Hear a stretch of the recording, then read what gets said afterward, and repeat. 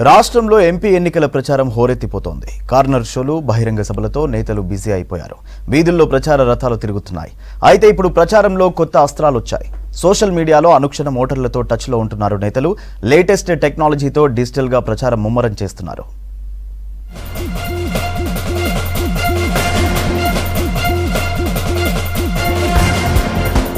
రాష్ట్రంలో ఎన్నికల వేడి ఎక్కువైంది. నేతలందరూ ప్రచారంలో బిజీ అయిపోయారు. ప్రత్యక్షంగా పరోక్షంగా ప్రచారం చేస్తున్నారు.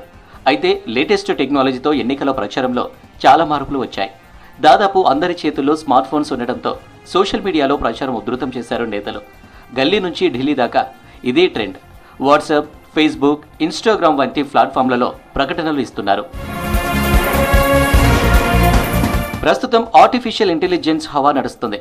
ఓ చిన్న పదం ఇస్తే చాలు, స్క్రిప్ట్ కావాలంటే స్క్రిప్ట్, వీడియో కావాలంటే వీడియో, ఏది కావాలంటే అది నిమిషాల్లో అందిస్తుంది ఏఐ. దీన్ని ప్రచారానికి ఉపయోగించుకుంటున్నారు నేతలు. ప్రధాని మోదీ నుంచి గల్లీ లీడర్ వరకు అందరూ ఏఐని యూజ్ చేస్తున్నారు. వివిధ రాష్ట్రాల్లో మోదీ చేస్తున్న ప్రసంగాలను వేరే భాషల్లోకి అనువదించి వెంటనే సోషల్ మీడియాలో పోస్టు చేస్తున్నారు బీజేపీ నేతలు.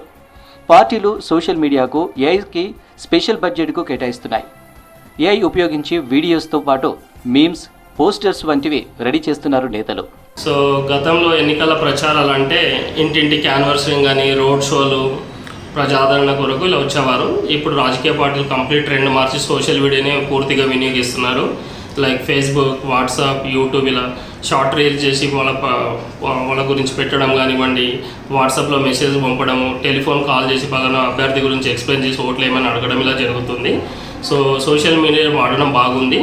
దాంతో లాభాలు కూడా ఉన్నాయి, అలాగే నష్టాలు కూడా ఉన్నాయి. సో నేను మీడియాని ఒక లెవెల్ వరకు ప్లాట్ఫామ్గా సోషల్ మీడియాని వాడాలని రిక్వెస్ట్ చేస్తాను. అన్న, గతంలో ఎలక్షన్స్ విషయానికి వస్తే గతంలో ప్రచారానికి ప్రతి నాయకుడు ఇంటింటికి వచ్చి ప్రచారం చేసేవాళ్ళు. కానీ ఈ రోజుల్లో ఎట్లా ఉందంటే, ఈ సోషల్ మీడియా వచ్చిన తర్వాత ఈ ఇన్స్టా అని, ట్విట్టర్ అని, ఫేస్బుక్ అని, వాట్సాప్ అని, ఇలాంటి యూట్యూబ్ అని చెప్పి అంటే నాయకులు ప్రజల దగ్గరికి రాకుండా ఈ సోషల్ మీడియా ద్వారా ప్రచారం చేస్తున్నారు. అట్లాంటప్పుడు మరి పబ్లిక్ ఉన్న ప్రాబ్లమ్స్ అనేది వాళ్ళకి తెలియదు. వాళ్ళ ప్రచారమే జరుగుతుంది కానీ పబ్లిక్ ఉన్న ఇష్యూస్ అనేది అధికారుల దగ్గరికి పోవట్లేదు.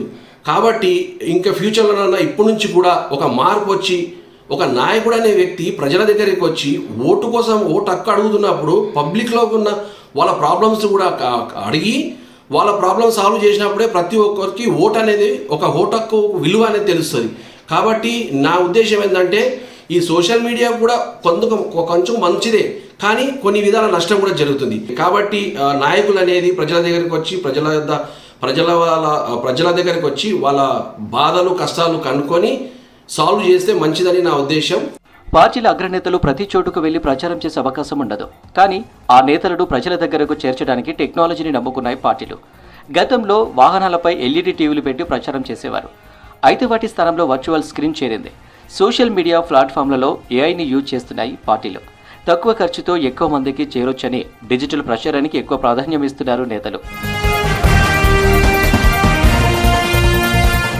దాదాపు అన్ని పార్టీలు సోషల్ మీడియా టీంతో పాటు వార్ రూమ్ను ఏర్పాటు చేసుకున్నాయి. కొందరు నేతలు సొంతంగా టీంలను పెట్టుకున్నారు. సోషల్ మీడియాలో ప్రచారం ఒక పెద్ద ప్రాసెస్. అందుకే ప్రత్యేకంగా ఏజెన్సీ వెలిశాయి. ఎన్నికలు పూర్తయ్యే వరకు తమ క్లయింట్గా ఉన్న నేతకు కావాల్సిన విధంగా ప్రచారం చేయడానికి అగ్రిమెంట్లు కుదుర్చుకున్నాయి.